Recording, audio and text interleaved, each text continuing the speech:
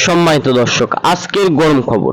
Saudi আরব ইসরায়েলকে বন্ধুত্বের হাত বাড়িয়ে দিল এবং ইসরায়েলকে বলল তাদের এই যুদ্ধ থামাতে এবং তারা ফিলিস্তিনকে মুক্ত দেখতে চায়, স্বাধীন একটি দেশ হিসেবে দেখতে চায়। তার জন্য তারা ইসরায়েলকে বিরত রাখতে চায়।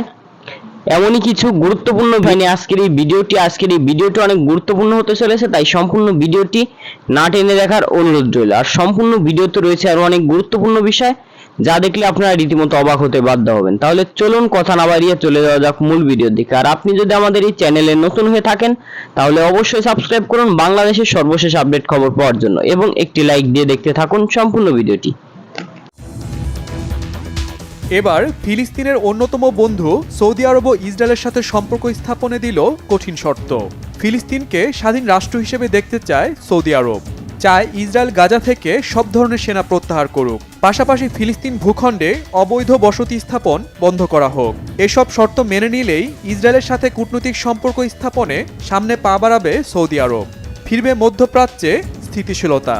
নিউ ইয়র্ক টাইমস পত্রিকায় লেখা একটি কলামে এ তথ্য জানায় কলামিস্ট থমাস ফ্রাইডম্যান।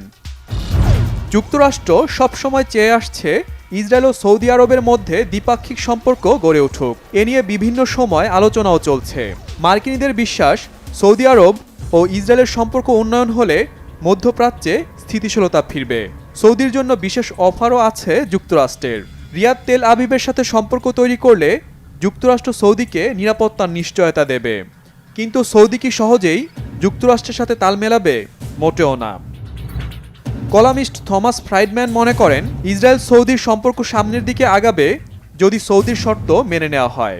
আগামী 5 বছরের মধ্যে স্বাধীন ফিলিস্তিন রাষ্ট্র গঠন করার পাশাপাশি গাজা থেকে সেনা প্রত্যাহার ও বসতি স্থাপন বন্ধ করা সৌদি আরবের অন্যতম শর্ত। তবে এই কলামিস্ট জানিয়েছেন, ইসরায়েলের প্রধানমন্ত্রী বেনিয়ামিন নেতানিয়াহুর অধীনে এই চুক্তি হওয়ার সম্ভাবনা খুবই কম। এই চুক্তিটি হবে ইসরায়েলের নতুন কোনো সরকার ক্ষমতায় এলে।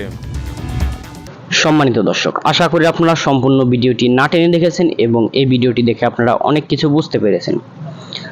আর আপনার যদি এই ভিডিওর উপর কোনো গুরুত্বপূর্ণ মতামত থেকে থাকে তাহলে অবশ্যই কমেন্ট বক্সে জানান। আর আজকের ভিডিওটি এই পর্যন্তই, আবার দেখা হবে অন্য কোনো নতুন ভিডিওতে। ততক্ষণ সুস্থ থাকুন, ভালো থাকুন, আল্লাহ হাফেজ।